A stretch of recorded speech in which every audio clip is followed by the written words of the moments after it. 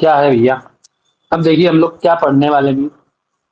सबसे पहले हम लोग वो देख रहे थे ना, तो हम पहले देख लें भी क्या क्या types of reasoning. Types of reasoning reasoning.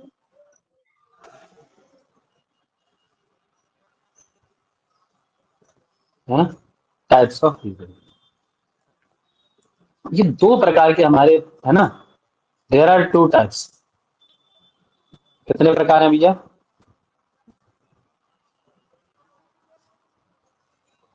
दो प्रकार हैं इसके, है ना। अंग्रेजी में किसी को कोई दिक्कत तो नहीं है? नहीं बाकी। सभी लोग एग्री हैं? चलिए तो सब तो ठीक है sir. There are two types of reasoning, है ना। बिल्कुल शुरू से एकदम पॉइंट से एकदम जीरो से चल रहा हूँ, ठीक है। और अभी हम लोग उसमें भी देखिए, जिन लोगों की कक्षा छूट गई है ना पीछे, ये आपकी अभी पहले सी वाली, ठीक है। अभी इसके बाद में मैं पहले सी को और एकदम नए तरीके से बताऊंगा, ठीक है। दूसरे तरीके से बता के बताऊंगा आप लोगों को, तर्क संग्रह के जैसे, ठीक है, पहले सी को। ठीक है ना। महादेव जी। भैया, महादेव।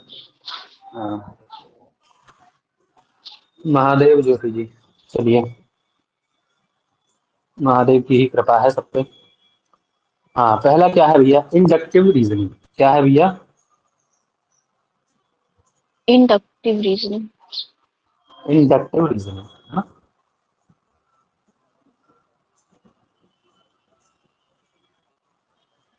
सेकंड क्या है? Deductive reasoning. ठीक है। जहां किसी शब्द का मतलब आप लोगों को दिक्कत हो, समझ में ना आए, तो या तो कमेंट कर दीजिएगा या बोल दीजिएगा, ठीक है। भागना नहीं है बस, भागने से काम खराब है ना। इंडक्टिव और डिडक्टिव का मतलब हम लोग सभी जानते ही हैं। इंडक्टिव मतलब आगमनात्मक तर्क, और डिडक्टिव मतलब निगमनात्मक। निगमनात्मक। ठीक है। अब देखिए, आगम और जी। निगम का मतलब जानते हैं आप लोग? आगमन और निगमन। हम्म। आगमन और निगमन समझते हैं? बता दीजिए। आगमन, आगमन मतलब साधारण आगम और निगम का मतलब क्या होता है? आगम और निगम का, आगम मतलब आना निगम हम लोग होता है और किसको बोलते निगम हैं? मतलब। निगम, निगम बोलते हैं वेदादि शास्त्र को, ठीक है। वैसे लौकिक हमारे जी। उसमें देखा जाए तो, और आगम बोलते हैं तंत्र को। तंत्र साहित्य जो है वो आगम कहलाता है ना। शैव आगम, शाक्त आगम होते हैं ना, वो तंत्र को हाँ। आगम हम लोग बोलते हैं। जी। लेकिन यहाँ उससे मतलब कुछ भी नहीं है, ठीक है। यहाँ आगम का मतलब है आना, निगम का मतलब निगमन होना, निकलना, जान। ठीक है। हाँ। ध्यान नहीं, वो गोवेंट गोल मत करो। नहीं। नहीं। ठीक है। हाँ, समझे। तो ये होगा आपका इंडक्टिव और डिडक्टिव, आगमन और आगमन और निगमन, निगमन। ठीक है। जी। ठीक है। अब देखिए इंडक्टिव क्या है, सबसे पहले हम लोग इंडक्टिव को जान लेते हैं। इंडक्टिव से अपनी मित्रता कर लेते हैं, उसके बाद में हम लोग डिडक्टिव को भी समझ जाएंगे, ठीक है ना। ठीक है। हम्म। जी। देखो, जैसे मान लीजिए कोई भी तर्क ऐसा, ठीक है, कोई भी तर्क, इन तर्कों में ही दोष आते हैं तभी तो फैलेसी बनती है ना हमारी।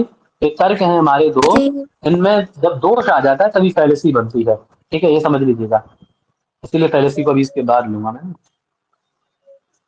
ये जो तर्क होता है आपका इंडक्टिव तर्क, सबसे पहले हम लोग पहले वाले को ले रहे हैं, ठीक है, ध्यान रखिएगा इंडक्टिव को। यह तर्क प्रथम दृष्टया अनेक उदाहरण प्रस्तुत करता है। घटा के भी देखेंगे, ठीक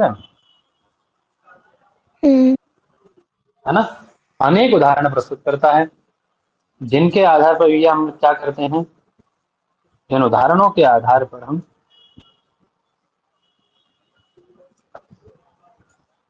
एक निश्चित निष्कर्ष निकालते हैं। तो कह रहा हूँ भागने की जरूरत नहीं है, समझ में ना आए पूछिए, एक बार, दो बार, 10 बार पूछिए, ठीक है, बताऊंगा, लेकिन भागना नहीं है। यहाँ नहीं समझ में, समझ लीजिए कहीं समझ में नहीं आएगा, क्योंकि कोई इतने डिटेल में नहीं बताएगा आपको। हम एक निश्चित निष्कर्ष पर पहुंचते हैं।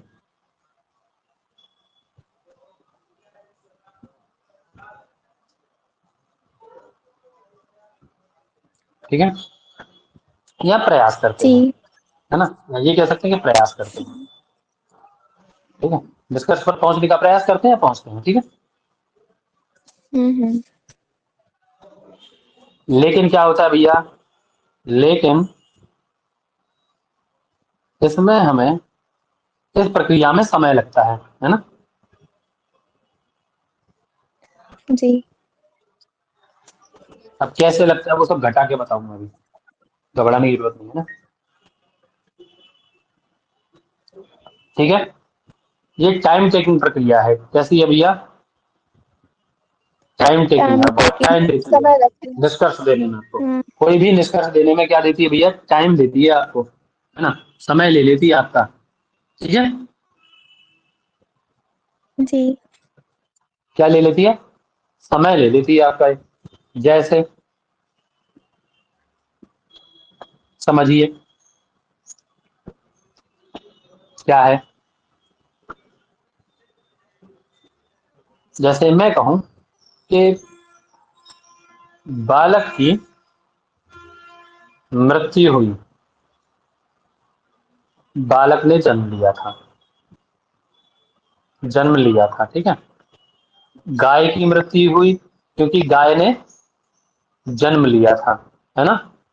सांप की मृत्यु हुई क्योंकि सांप ने जन्म लिया था, है ना। चिड़िया की मृत्यु हुई कि चिड़िया ने जन्म। अब देखिए, एक मनुष्य पे घटाया, एक जानवर पे घटाया, एक जीव पे, है ना, एक पक्षी पे घटा लिया, इसको लिया था। अब क्या निष्कर्ष में पहुंचता है व्यक्ति, इन सब जगह देख करके, चार पांच मतलब पांच छह जगह देखी है उसने, पांच छह जगह देख करके किस जगह पहुंचता है वो, निष्कर्ष निकालता है कि अर्थात जो जन्म लेता है उसकी मृत्यु निश्चित है, मृत्यु होती है। ये निष्कर्ष वो निकाल पाता है। कितना टाइम लगाना उसको, पहले उसने बालक की मृत्यु को देखा होगा, फिर उसको, फिर जाके एक निष्कर्ष निकाल पाया। कितना टाइम टेकिंग हुआ ना ये, है ना। और अनेक उदाहरण प्रस्तुत करता है, ये भी घटा आपका, है ना। क्या करता है भैया, जी अनेक जी। उदाहरण प्रस्तुत करता है, और इसके आधार पर हम एक निश्चित निष्कर्ष पर पहुंचते हैं। निश्चित निष्कर्ष पर पहुंचे, लेकिन हमें अनेक उदाहरणों का प्रयोग करना पड़ा, और क्या हुआ भैया, इसमें हमें समय लगता है, एक टाइम टेकिंग होता है। ठीक है, हाँ। जी जी है ना, समझ में आ गया सबको अब ये। जी। जी यानी हमें कोई भी निष्कर्ष निकालने के लिए क्या करना पड़ेगा, इसमें डिडक्टिव रीजनिंग में, है ना, जो हमारी डिडक्टिव रीजनिंग है, डिडक्टिव में क्या करना पड़ेगा भैया, कोई भी निष्कर्ष निकालने के लिए, निष्कर्ष तक पहुंचने के लिए,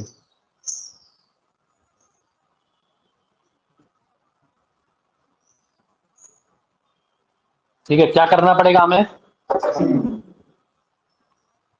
बहुत सारे उदाहरणों को देखना पड़ेगा, है ना। क्या करना पड़ेगा, बहुत सारे उदाहरणों को देखना होगा। ये बात निश्चित हुई, है ना। बहुत सारे आधार वाक्य देखने होंगे। उदाहरण मतलब आधार वाक्य, प्रीमाइज हमारे, ठीक है, कथन देखने होंगे बहुत सारे, तब एक निष्कर्ष पर पहुंचेगी। कथन के आधार पर ही निष्कर्ष निकालते हैं ना साधारण अपनी रीजनिंग में।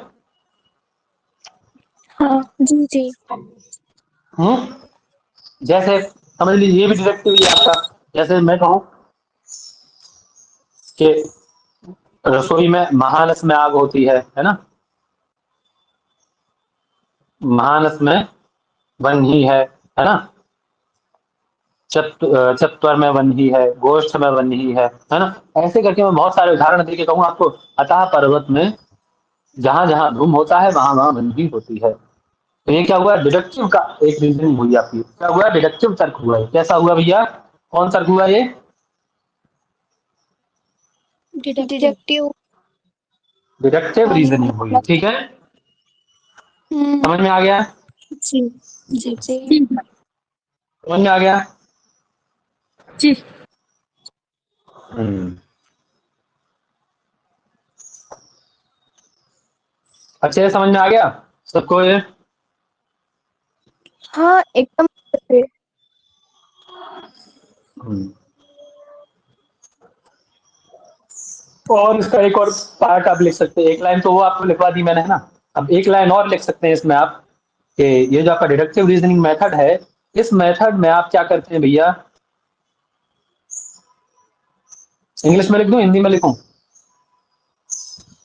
आपकी मर्जी। जो चाहे वो लिख दो। चलो हिंदी में लिखता हूँ। इस प्रक्रिया में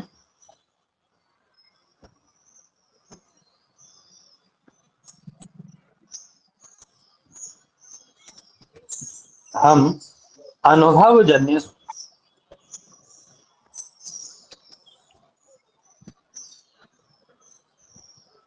यानी तार्किक सोच, अनुभवजन्य मतलब तार्किक सोच, ठीक है, के साथ साथ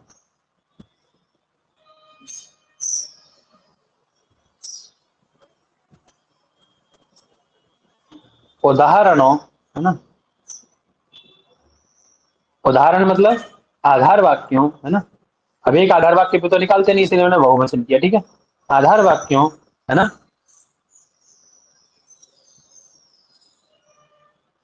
का संयुक्त रूप में उपयोग करते हैं। पंक्ति समझ में आई? लाइन, लाइन समझ में आई सबको? हम्म। है ना, समझ में आ गया सबको? फिर से यानी जी। आप पहले, यानी पहले आप अनुभव कर लेते हैं, ठीक है, एक अनुभव करते हैं, उस अनुभव के आधार पर आप निष्कर्ष निकालते हैं बहुत सारे आधार वाक्यों के साथ में। यहाँ क्या किया आपने, देखिए पहले अनुभव किया आपने, बालक की मृत्यु हुई, है ना, आधार वाक्य की सहायता ली और बहुत सारे आपने वाक्यों को भी पढ़ा, ठीक है। आधार वाक्य और एक अनुभव, दो चीजों का कंबाइंड आपका जो निष्कर्ष निकला दोनों से, है ना, समझ में आ गया? जी सर। जी सर।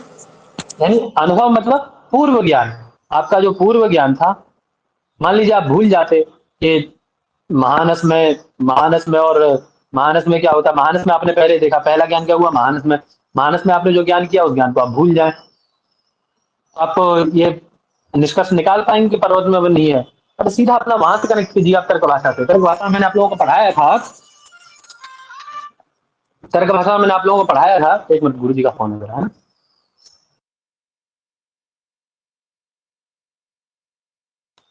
हाँ जी, आवाज आ रही मेरी? जी सर। हम्म। तो क्या होगा, जी आ रही। मान लीजिए हम, देखिए तर्क भाषा में चलिए जरा, तर्क भाषा में जाके सोचिए वहां पे, है ना, आप सब लोगों ने पढ़ी है तर्क भाषा, वहां जाके सोचिए जरा कि जब हम वहां कर रहे थे, ज्ञान कर रहे थे, है ना, तो वहां मैंने आप लोगों को बताया था कि जब अनुमान को हम पढ़ रहे थे, वहां मैंने बताया था कि वहां वो शंका करता है व्यक्ति कि मान लीजिए इसको ना माना जाए महानस को, तो वहां बताते हैं वो कि यदि महानस का ज्ञान नहीं होगा, महानस में उसको साहचर्य ज्ञान नहीं रहेगा, है ना, पहले ज्ञान को यदि वह व्यक्ति भूल जाता है, ठीक है, तब भी उसको व्याप्ति का, यहाँ पर्वत में अग्नि का ज्ञान नहीं होगा, है ना, यदि उसको व्याप्ति स्मरण नहीं होता है तब भी वह नहीं कर पाएगा, ठीक है। ये उदाहरण दिया था मैंने आपको, जी और ये अभी हम लोग हाँ उसमें भी दिया हाँ। था, न्याय सिद्धांत मुक्तावली जब पढ़ रहे तब भी तो दिया था मैंने। अंकिता जी स्मरण है? अभी न्याय सिद्धांत मुक्तावली जब पढ़ रहे थे तब मैंने बताया था ना, जी। कोई दो मित्र हैं, जी। राम और मोहन, है ना, एक ने क्या किया, व्याप्ति स्मरण कर लिया, है ना, एक ने महानस और चत्वर में व्याप्ति का ग्रहण कर लिया, है ना, और दूसरा गया उसने पर्वत पे वन ही को देख लिया। अब दूसरे व्यक्ति को ज्ञान हो जाना चाहिए, वो उसके साथ में राम तो है ही, जी। क्या होगा उसको ज्ञान कि पर्वत नहीं में अग्नि होगा। है? नहीं नहीं होगा। होगा, क्यों? क्योंकि नहीं होगा। जिसने व्याप्ति को ग्रहण किया, जिसने व्याप्ति को ग्रहण किया उसने पर्वत पे वन ही नहीं देखी, पर्वत पे धूम नहीं देखा, जिसने पर्वत पे धूम देखा उसने व्याप्ति को नहीं देखा। एक ही व्यक्ति को होना चाहिए, उसमें हमने फिर विशेषण दिया था, है ना, एक जी। अपने लक्षण में, स्मरण आया ना, तो वही कह रहे हैं कि अनुभव जन्य होना चाहिए हो, यानी उसको पूर्व ज्ञान होना चाहिए आपका, जो आपका कार्य चल रहा है ये, जो जन्म लेता है वो मरता है, इस प्रक्रिया का पूर्व ज्ञान होना चाहिए। मान लीजिए उसने एक जगह से ज्ञान लिया, दूसरी जगह से ज्ञान लिया, तीसरी जगह से लिया, तब तक पहले दो को भूल गया, तो होगा ऐसा संभव, तब वो एक निष्कर्ष निकाल पाएगा, कोई कंक्लूजन दे पाएगा आपको? नहीं दे पाएगा। ठीक है, तो इसके लिए क्या जरूरत है भैया? एक अनुभवजन्य ज्ञान की जरूरत है ना, अनुभव की जरूरत है। ठीक है, अनुभवजन्य ज्ञान के जी साथ साथ किसकी जरूरत है भैया? उसके साथ साथ उदाहरणों की भी, आधार वाक्यों की भी जरूरत है। ठीक है, क्लियर है? जी है भैया ना, क्लियर तभी है। हम किसी निष्कर्ष पर पहुंच सकते हैं। ठीक है, वर्तमान ज्ञान और आधार वाक्य का संयुक्त जब हमारा कार्य होगा, संयुक्त रूप में उपयोग करेंगे, तभी हम लोग किस पर पहुंचेंगे? निष्कर्ष पर पहुंचेंगे। क्लियर? जी सभी को समझ में आ गया? सबको समझ में आया कि नहीं? जिसको समझ में नहीं आया वो एक बार हाथ उठा दीजिए अपना, बस टक से हाथ उठा के हटा दीजिए, कोई देख भी नहीं पाएगा, मैं ही देखूंगा बस खाली, तो मैं दोबारा बता दूंगा आपको फिर।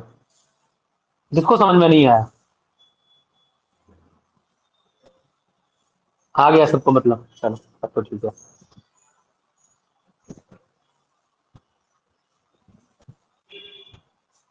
संख्या कम होती जा रही है, भागते जा रहे हैं लोग, जिंदगी से भागेंगे ऐसे ही। तब तक समस्याओं से, जब तक आप लड़ते नहीं है ना, तब तक वो आपका पीछा नहीं छोड़ती है। कब तक भागेंगे जिंदगी से? एक ना एक दिन समस्या का सामना करना पड़ेगा। चलिए, क्या है आगे?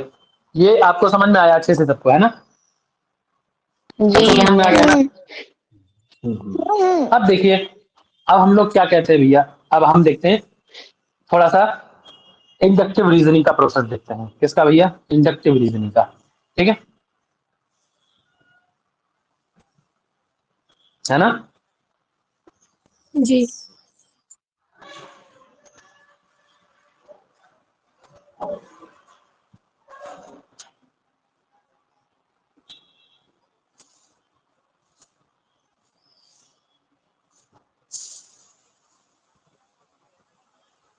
ठीक है, इसमें क्या होता है भैया, क्रम इसमें चलता है हमारा। एक नंबर एक पे क्या देखते हैं हम? पहले ऑब्जर्व करते हैं।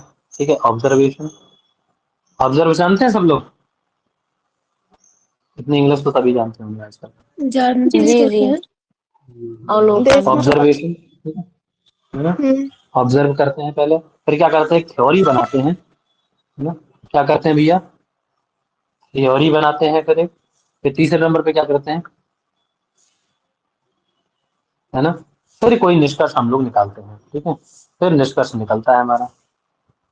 चल ही नहीं रहा है यहाँ पे। निष्कर्ष निकालते हैं, कंक्लूजन निकालते हैं। ठीक है, जैसे समझिए उदाहरण क्या है, जैसे मैं कहूँ कि राम दवाएं राम जब दवाएं नहीं लेता है,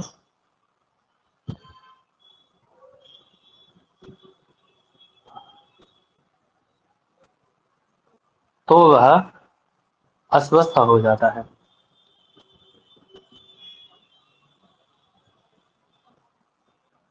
ठीक है ना? अतः राम को दवाएं लेनी चाहिए, है ना?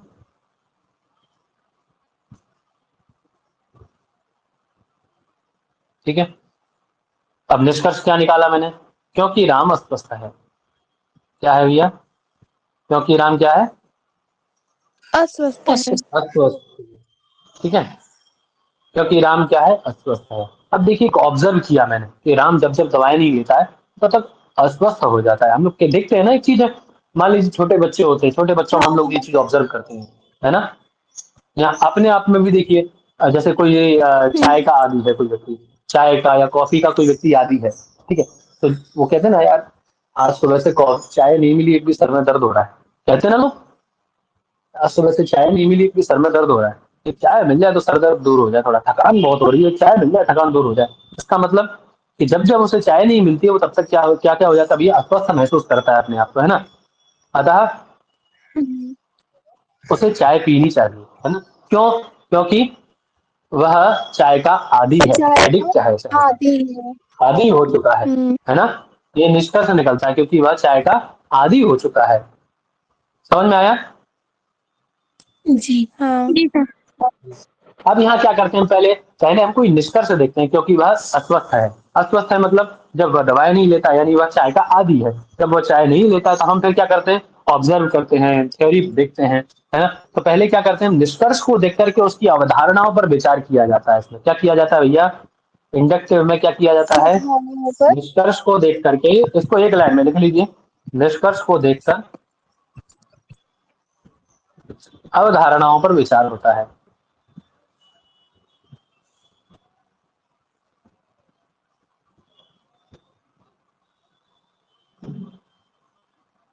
ठीक है, वहां क्या था, हम अवधारणाओं को देख रहे थे, अनुभव था साथ में, तब एक निष्कर्ष निकाल पा रहे थे। निष्कर्ष को देख के अवधारणाओं पर विचार करते हैं।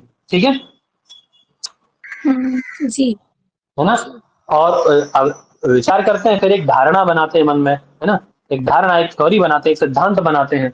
सिद्धांत क्या बनता है कि जब जब वह दवाएं नहीं लेता है तो वह अस्वस्थ हो जाता है, ये सिद्धांत बन गया एक, है ना? है ना? यानी ये कह सकते हैं हम कि एक पर्टिकुलर पर्टिकुलर एग्जामिनेशन के बाद में, है ना, किसके बाद भैया, पर्टिकुलर एग्जामिनेशन के बाद में, पर्टिकुलर एग्जामिनेशन के बाद हम किसी कंक्लूजन पे पहुंचते हैं। क्या होता है, पर्टिकुलर एग्जामिनेशन के बाद हम किसी कंक्लूजन पे पहुंचते हैं, है ना? समझ में आ जी गया? सबको समझ में आया है? जी जी जी आ गया।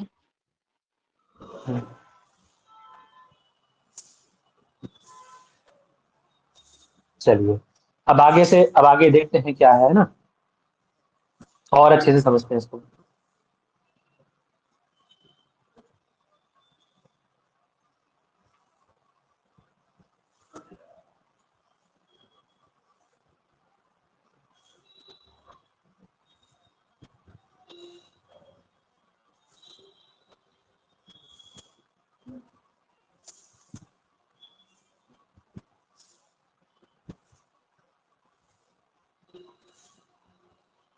देखिए,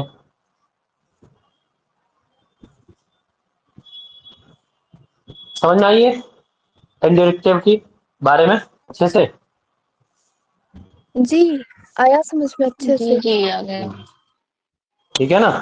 तो अभी तक हमने इंडक्टिव को देखा, अब क्या देखेंगे, डिडक्टिव को देखते हैं। डिडक्टिव महोदय से मिल लेते हैं थोड़ा सा, उनकी बात सुने, बड़ी देर से परेशान हो रहे हैं।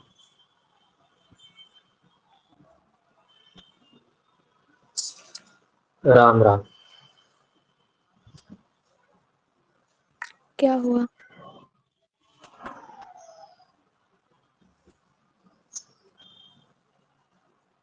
डिडक्टिव, ठीक है,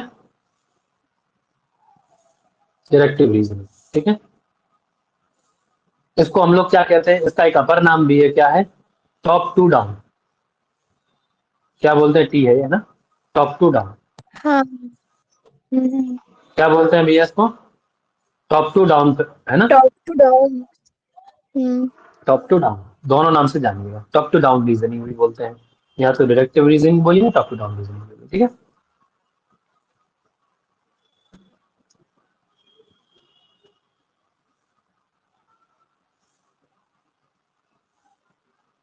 जैसे समझ लीजिए, इसको देख लीजिए जरा, दो चार पॉइंट्स हैं, इनको नोट कर लीजिए, है ना।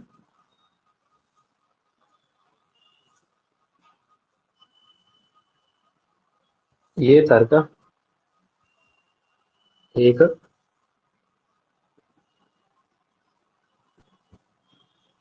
निश्चित सिद्धांत या नियम से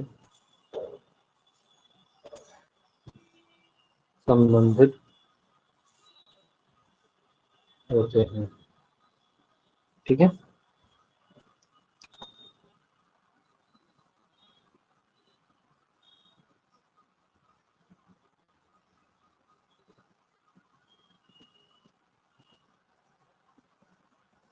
इन्हीं नियमों के आधार पर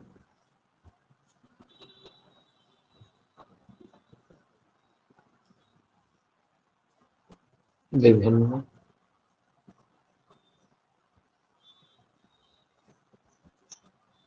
प्रकार की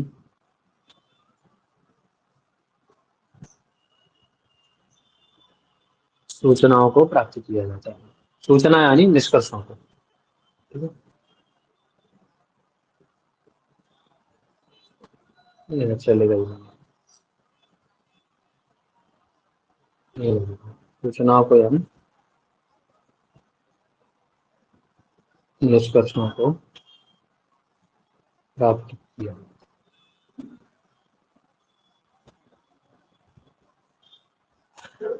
ठीक है, इतना ठीक है। जी। हाँ हाँ। इसमें क्या होता है भैया, इसमें मैंने बताया था आप लोगों को, हम लोग पहले चर्चा, इसीलिए मैंने दोबारा नहीं बताया। इंडक्टिव में क्या होता है, इसमें हम लोग क्या करते हैं भैया, इसमें ज्ञात से ऑब्जर्वेशन। अज्ञात की ओर, ज्ञात से, ये पहले बता चुका हूं मैं, अज्ञात ज्ञात की। से अज्ञात की ओर, है ना, विशिष्ट से सामान्य की ओर, विशिष्ट से सामान्य पे जाते हैं। यही तो करते हैं, विशिष्ट था उससे सामान्य पे गए, है ना। ऑब्जर्व किया, ऑब्जर्व से किसी निष्कर्ष पे पहुंचे, है ना। ऑब्जर्व देन थ्योरी, हम्म। फिर निष्कर्ष, ठीक है। जी। और इसमें क्या होता है भैया, इसमें हम अज्ञात से ज्ञात की ओर। अज्ञात से ज्ञात की ओर जाते हैं, और सामान्य से विशिष्ट की ओर। और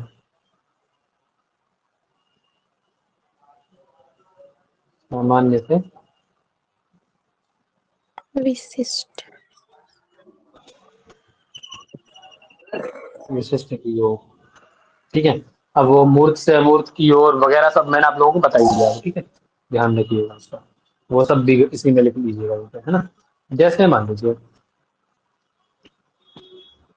मैं कहूं कि जहां जहां धुआं है वहां वहां आग है, ठीक है। अपना ही उदाहरण लगता है इसीलिए मैंने, क्या है भैया, जहां जहां धुआं है ना, वहां वहां आग होता है। ये कहूं मैं आपसे, ये तरह तरह धुआं तो तरह तरह बनी, इतना लिख लिया पहले, ये बताइए मुझे फटाफट से, सब समझाऊं फिर मैं, लिखना जी छोड़ जी के फिर ठीक है। समझिए इसको। सब हो गया। सब लिख लिए हैं, अब लिखना रख दीजिए, पेन जी पेंसिल जी। कॉपी रख करके साइड में, समझिए। मैं आपको एक वाक्य दूं कि जहां जहां धूम है वहां वहां बंदी है, ठीक है। ये मैंने आपको वाक्य दिया है, ठीक है ना, एक तरह का वाक्य दिया मैंने हम्म। आपको, ठीक है। अब इसमें क्या हो रहा है, एक जी। निश्चित नियम की प्रतीति हो रही है ना, एक निश्चितता प्रतीति हो रही है ना, कि जहां जहां धूम होता है वहां वहां बंदी होती ही है।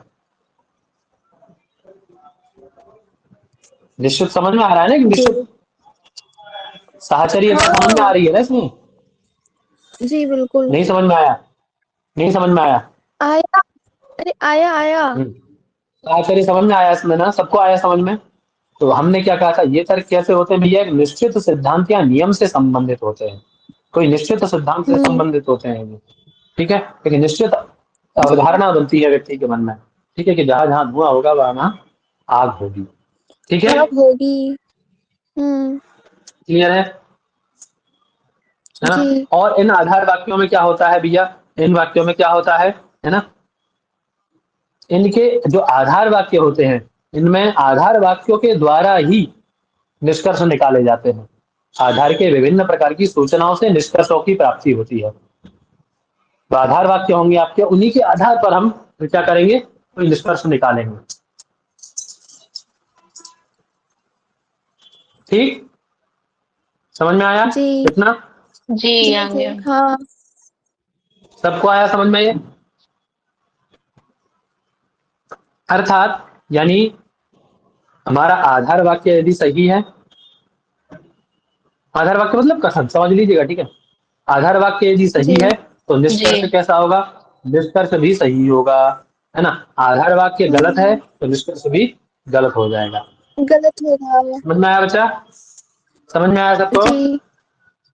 ठीक है। इसमें क्या होता है, पहले सिद्धांत दिया जाता है ना, पहले सिद्धांत देते हैं, है ना, और फिर उदाहरण,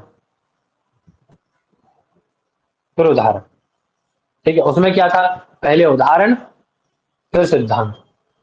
इसमें सिद्धांत दे दिया जाएगा, क्वेश्चन वही मैंने बताया था आप लोगों को, समझाया था सब अच्छे से, कि पहले क्वेश्चन दे दिया जाता है, नियम बना दिया जाता है, नियम के आधार पे आपको चलना होता है। जैसे साइंस, इसका जी बहुत अच्छा उदाहरण आप दे सकते हैं, साइंस, है ना? हाँ हाँ जी साइंस में आपको एक फॉर्मूला बता दिया जाता है, उसके बाद आप फिर उस पर रिसर्च करते हैं। तो ये क्या है, डिडक्टिव रीजनिंग होती है। ठीक है ना? जी जी जी ठीक है। जैसे मैं कह दूं आपसे कि पर्वतो वन्हिमान धूमार, पर्वत कैसा है, वन्ही वाला है, धूमवान होने के, घूम के धूम युक्त होने को, है ना, हम्म धूमार। ठीक है, अभी मैंने आपको एक पॉइंट दे दिया, एक वाक्य दे दिया, ठीक है, एक सिद्धांत दे दिया मैंने आपको। अब इसके आप क्या करेंगे, अब इससे आप पहले क्या करेंगे, एक सिद्धांत बनाएंगे, यत्र यत्र धूमा तत्र तत्र वह्नि, है ना, फिर उसका साहचर्य ग्रहण करेंगे, फिर एक उदाहरण निकल के आएगा आपका, है ना। इस सिद्धांत के आधार पर आप कार्य करते हैं।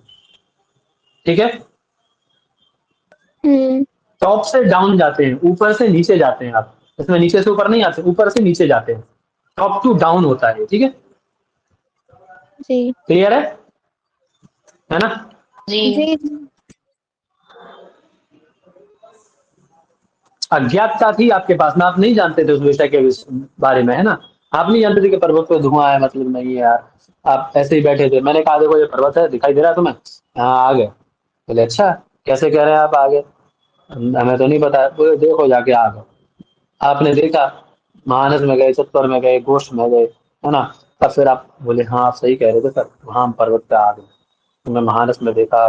तब आप उदाहरण इकट्ठे करते हैं, थ्योरी के आधार पे काम करते हैं, है ना। समझ में आया? ज्ञात से अज्ञात, अज्ञात से ज्ञात की ओर चलते हैं, एक सामान्य से विशेष की ओर जी चलते हैं। ठीक है। जी जी जी हम्म। इसमें हम क्या करते हैं भैया, निष्कर्ष निकालने के लिए, ये निष्कर्ष निकालने के लिए हम क्या करेंगे, सामान्य अवधारणाओं का अवलोकन करेंगे, है ना, कि जहां जहां जैसे महानस में जाएंगे, सत्तर में जाएंगे, है ना, इनको देखेंगे। ठीक है, और जो हमारा कथन है, जो मैंने कहा था, उसका ध्यान करोगे, है ना, प्रीमाइसेस को याद करोगे, अपनी अवधारणाओं को देखोगे, तब आप एक निष्कर्ष निकाल पाओगे। समझ में आया? जी आ गया, अच्छे से। जी बहुत अच्छे से बहुत अच्छे से बहुत अच्छे से। है ना, यानी एक सामान्य जी अंतर कहा जाए, यदि मैं एक लाइन में दोनों को बताने का, यदि आप कहें कि सर एक लाइन में बता दीजिए इन दोनों को, है ना, आप क्या कहें तो भैया एक लाइन में बताओ जरा इनको, ये बहुत बवाल कर दिया आपने। तो मैं कहूंगा कि जो इंडक्टिव रीजनिंग होती है आपकी, आपके मन के प्रश्न पढ़ लेता हूं मैं, पता है इंडक्टिव रीजनिंग में हम क्या करते हैं भैया, एग्जाम्पल से थ्योरी जाते हैं ठीक है, और डिडक्टिव में क्या करते हैं, थ्योरी से थ्योरी एग्जाम्पल्स से एग्जाम्पल। समझ में आ गया? जी हाँ आ गया है यानी आप एक जगह मायने क्या रखते हैं आपके, आधार वाक्य, आधार वाक्य से आप निष्कर्ष निकालते हैं। एक जगह आप क्या करते हैं भैया, आप पहले आपको दे दिया जाता है क्वेश्चन, और क्वेश्चन से आप फिर चलते हैं, है ना, पहले ही आपको समस्या दे दी गई, उस समस्या से आप फिर चलते हैं, समाधान ढूंढते हैं। समझ में आ गया? जी आ हम्म गया। समस्या से समाधान ढूंढते हैं आप, समस्या से समाधान ढूंढना मतलब इंडक्टिव या डिडक्टिव, किस पे लगा दूं, समस्या से समाधान। डिडक्टिव। क्यों? अरे आपको समस्या दी गई पहले कि पर्वत अग्नि वाला है भाई, फिर आपने जी क्या जी अपने आप से ढूंढा, खोजा कि है कि नहीं वो। फर्क का मतलब तो ये जी होता है ना कि पहले जाके खुद से खोजो, तो क्या है ये, किसमें आएगा, डिडक्ट समस्या से डिडक्टिव में आएगा। समाधान, इनडिडक्टिव में आएगा प्रभु, इनडिडक्ट, सॉरी सॉरी, हाँ डिडक्टिव में, सॉरी सॉरी, इंडक्ट क्षम्यता, क्षम्यता, डिडक्टिव में आएगा सर, ठीक है, क्षम्यता। समझ में आ गया ना अभी, मतलब अच्छे समझ में आ गया आप लोगों को, मैं ही गड़बड़ हो गया था। चलो, पता पड़ गया अभी, जब व्यक्ति खुद गड़बड़ कर जाता है तो समझ में आता है कि समझ में आ गया। चलो,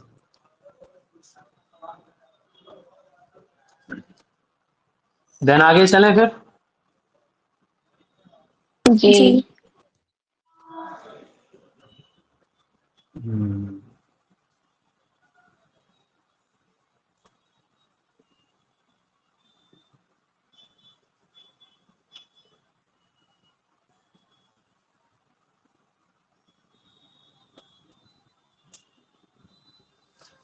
जैसे समझिए ये मैंने आप लोगों को बताया था ना, क्या वही दोबारा एक बार रिपीट कर लेते हैं उसको। अरे ये जो बताया था ऑब्जर्वेशन, थ्योरी और निष्कर्ष, है ना? हाँ ठीक है, हाँ हाँ जी वही एक बार और रिपीट कर लेते हैं उसको तो और अच्छे से सुदृढ़ हो जाएगा। उदाहरण दूसरा देख लेंगे, है ना?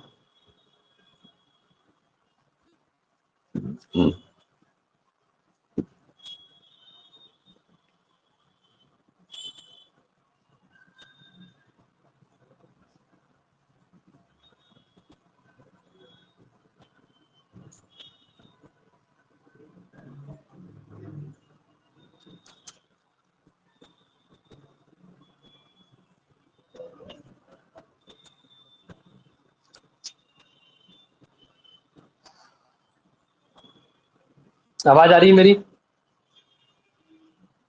जी आ रही जी है। आ रही है। देखिए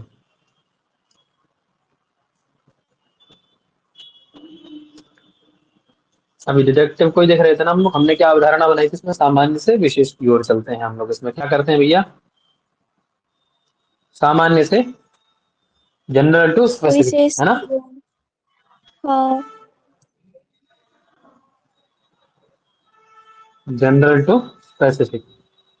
स्पेसिफिक। स्पेसिफिक, ठीक है, सामान्य से, है ना? जैसे मैं कहूं कि all girl are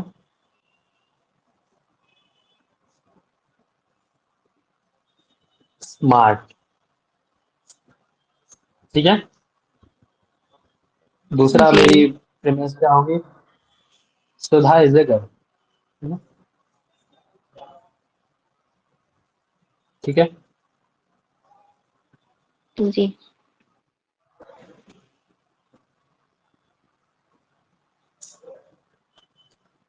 and Sudha is क्या है भैया, स्मार्ट। स्मार्ट, स्मार्ट है। ठीक है। इसमें क्या किया हमने, जनरल एकदम सामान्य से विशेष की ओर चले, सामान्य ज्ञान लिया, इससे हम एक विशेष निर्णय पर पहुंच गए।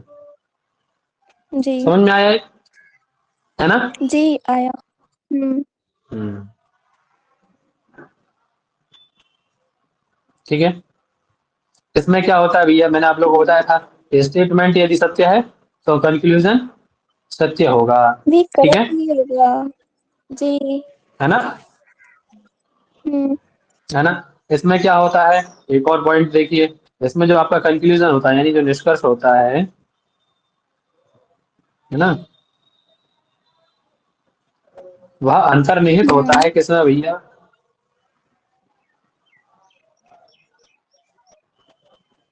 अंतर्निहित होता है समाइसेस में। कथन में, है ना? आपके जो कथन हम्म होते हैं प्रीमाइसेस, उनमें ही अंतर्निहित होता है, जी ठीक है। निष्कर्ष अंतर्निहित होता हम्म है कथन में, ठीक है, हम्म ठीक है। जी जी ठीक है। और मान लीजिए मैं कहूँ कि निष्कर्ष सत्य है ना, और कथन आपके असत्य हो, कथन असत्य और निष्कर्ष सत्य है, तो ऐसा जो आपका कंक्लूजन निकलेगा वो कैसा होगा, ऐसा तर्क वैध होगा या अवैध होगा, इसमें निष्कर्ष सत्य और कथन इनवैलिड असत्य होगा। होगा? सीधी सी इनवैलिड बात होगा। है, ठीक है। ऐसे प्रश्न आते हैं, ये प्रश्न आता है, जी समझिएगा, इसलिए बता रहा हूँ बार बार मैं इसको, है ना? निष्कर्ष हम्म सत्य और आपका कथन असत्य होगा तो क्या होगा, तो निष्कर्ष जो सत्य है मतलब और लॉजिक है कथन वो असत्य है, इनवैलिड होगा। इनवैलिड होगा, वैलिड नहीं होगा, इनवैलिड होगा, ठीक है। जी जी इन सबसे प्रश्न बनते हैं जो बता रहा हूँ मैं, है ना? जी भैया।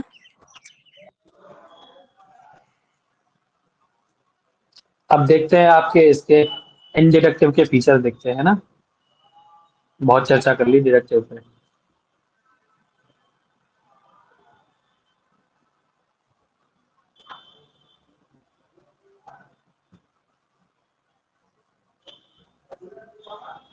इनडिडक्टिव के प्रकार फीचर है ना, इसमें क्या होता है भैया, उसमें सामान्य से विशेष की ओर चल रहे थे, इसमें क्या होगा, विशेष से सामान्य की ओर। विशेष से सामान्य, ठीक है। स्पेसिफिक टू जनरलाइजेशन, ठीक है। जनरलाइजेशन सामान्य। हम्म।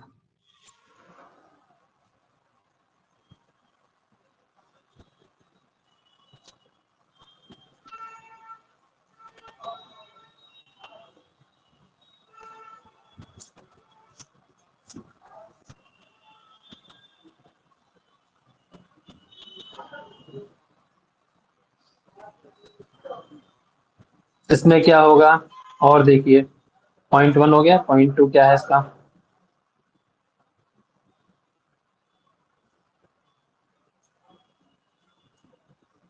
On the basis of the given statement.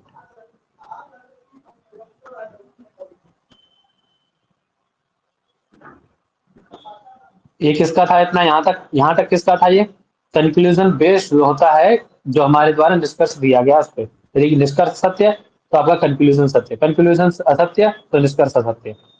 ये किसका था हमारा, डिडक्टिव का। डिडक्टिव का था, लेकिन अभी इन्होंने क्या कह दिया, स्टेटमेंट आर फॉल्स,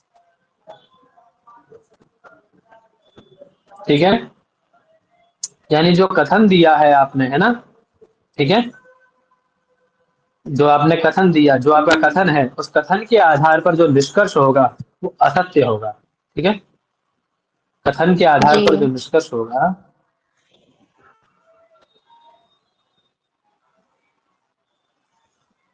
निष्कर्ष असत्य होगा, ठीक है। जी और इसमें निष्कर्ष जो निकलता है वह कैसे होता है, यूनिफॉर्मेटिव ऑफ नेचर। कैसा होता है भैया, यूनिफॉर्मेटिव ऑफ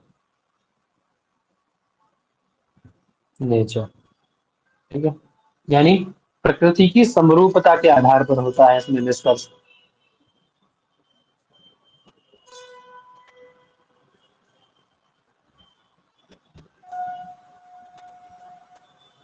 ठीक है। जी जैसे मान लीजिए हम लोग, अब समझा दूं मैं आप लोगों को, ठीक है, समझ लीजिए इसको पहले, फिर आगे चलेंगे। मुझे पता है आप लोगों को समझ में नहीं आ रहा, वैसे जी करना है सब। डिरेक्टिव में हम लोग क्या पढ़े थे, कथन सत्य तो निष्कर्ष सत्य है, यही पढ़ के आए थे ना, हाँ हाँ है ना। वो यहाँ ऐसा यहाँ पे नहीं होगा बिल्कुल, ठीक है। यहाँ क्या होगा भैया, कथन के आधार पर निष्कर्ष असत्य हो जाएगा, क्या होगा, कथन के आधार पर कथन के आधार पर निष्कर्ष असत्य जो हो आपका जाए। निष्कर्ष होगा वो निष्कर्ष असत्य हो जाएगा, रॉन्ग हो जाएगा, ठीक है ना। जी क्यों, क्योंकि जो आपकी प्रकृति है, जो नेचर है, उसकी समरूपता सभी निष्कर्षों में सही नहीं होगी, ठीक जी है ना। क्यों, क्योंकि जरूरी नहीं है, जैसे आपने कहा था कि आपने क्या कहा था, ऑल गर्ल्स आर,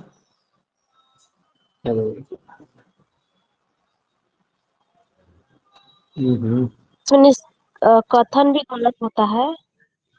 समझिए, अभी बता, एक मिनट रुक जाइए, आर स्मार्ट, है ना, ये था ना आपका पहला, ऑल गर्ल्स आर स्मार्ट, जी then Sudha is girl,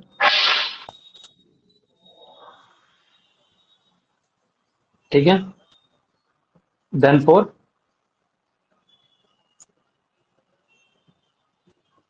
Sudha is smart, है ना, ठीक है। अभी आवश्यक नहीं है आपका, जो आपने कहा कि ऑल गर्ल्स आर स्मार्ट, क्या सभी बच्चियां स्मार्ट होंगी, कोई जरूरी है, बताइए, सभी का आईक्यू लेवल एक जैसा होता है? जो आईक्यू लेवल होता है सबका एक जैसा होता है? सभी स्मार्ट होंगे? नहीं। नहीं होता। तो वही कह रहे हैं कि आपने जो कथन दिया है उस कथन के आधार पर निष्कर्ष असत्य होगा। जो आपने कथन दिया है, ये कथन प्रीमाइस फर्स्ट P1, उसके आधार पर जो आप निष्कर्ष निकाल रहे हैं कैसा होगा? असत्य हो जाएगा। पहले आपका असत्य हो रहा था, वो असत्य हो जाएगा। समझ में आ गया अभी? इसमें क्या होगा, हम पहले ऑब्जर्व करेंगे अच्छे से। क्या करेंगे भैया? ऑब्जर्व करेंगे। ऑब्जर्व करके ही कोई कंक्लूजन देंगे इसमें हम। ठीक है? कथन के आधार पर बिल्कुल भी निष्कर्ष नहीं निकालेंगे हम। पहले ऑब्जर्व करेंगे, उसके आधार पे हम कंक्लूजन देंगे। ठीक है? जी। है ना? अर्थात एक लाइन में और कहें इसको, कितना समझ में आ गया ना सबको एकदम? हम्म। फोर्स टू अपील या नॉर्मली समझ में आ गया? नहीं नहीं, फोर्स नहीं, टू बहुत अपील नहीं अच्छे है। से है। चलिए, तो वो ठीक है। तो मैंने कहा बस फिर तो व्याकरण में होता है ना वैसा तो। अच्छा, व्याकरण में होता है ऐसा? पता भी पड़ा। नहीं, हम नहीं, हमेशा नहीं, कभी कभी। हम्म, हम्म, चल। इसमें क्या है भैया, जो हमारा कथन होता है, कथन निष्कर्ष का समर्थन तो करता है।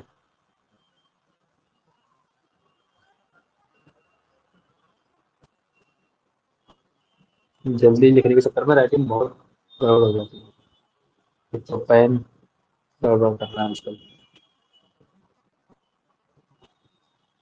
परंतु निष्कर्ष कथन का समर्थन नहीं करता।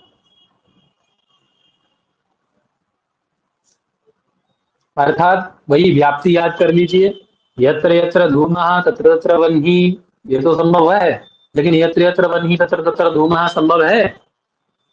नहीं। नहीं। नहीं। वही बात आ रही है। कथन तो निष्कर्ष का समर्थन करेगा, जो आपका प्रीमाइस है वो कंक्लूजन का समर्थन करेगा, कोई दिक्कत उसमें नहीं है।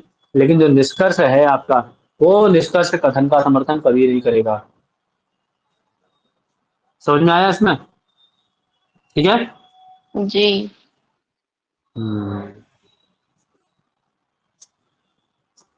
ठीक है। हम्म। समर्थन की जगह आपको ये भी आ सकता है कि अनुगमन, इस शब्द का भी प्रयोग कर सकते हैं, अनुगमन। ठीक है? समझ में आ गया? जी। जैसे मान लो, वही घटा लो, फिर दोबारा से वही घटा लो कि all girls are smart. Are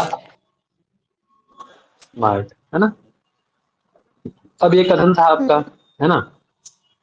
hmm. Sudha is girl,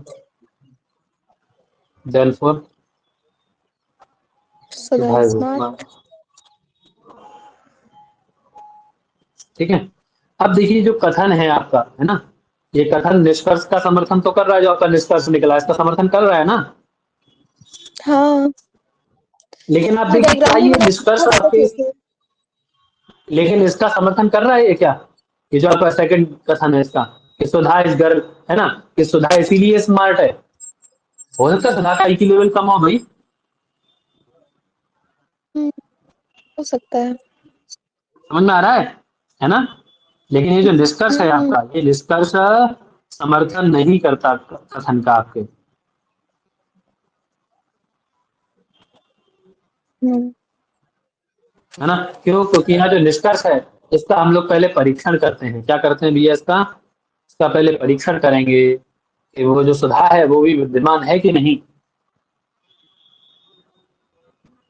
जी। है ना? समझ में आ गया? हाँ, आ गया आ गया। इसका प्रयोग जैसे हम लोग देखते हैं, मान लीजिए कि कहीं कोई चीज आवंटित की जाती है, किसी को कोई चीज दी जाती है, बांटी जा रही है कोई चीज, वहां कहा जाता है कि भाई ये इस चीज के लिए आवेदन किए हैं ये लोग, इन सबको ये चीज मिल जानी चाहिए। तो जो अधिकारी होता है वो क्या कहता है कि मैंने ठीक है, आप कह रहे हैं सभी गरीब हैं या इसके लिए अधिकारी हैं, इसके उपयुक्त हैं, लेकिन तदपि मैं एक बार जांच करूंगा, अपने लोगों को भेजूंगा इनके घर पे, जांच करके आएंगे कि उसके योग्य हैं कि नहीं। यदि योग्य पाए जाएंगे तो उनको चीज मिलेगी, अन्यथा वो चीज इनको नहीं मिलेगी, उससे वंचित इनको रखा जाएगा। समझ में आया ना? तो इसमें जो निष्कर्ष है वो परीक्षण का विषय बन जाता है। समझ में आया?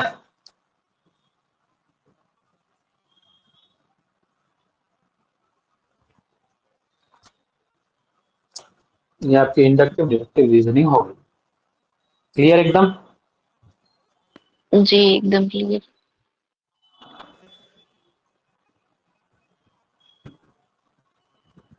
कितना टाइम हुआ अभी?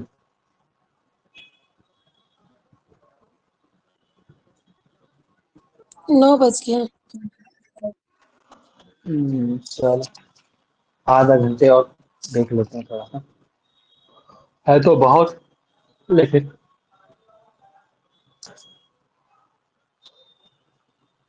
एक घंटे का ही पाठ है।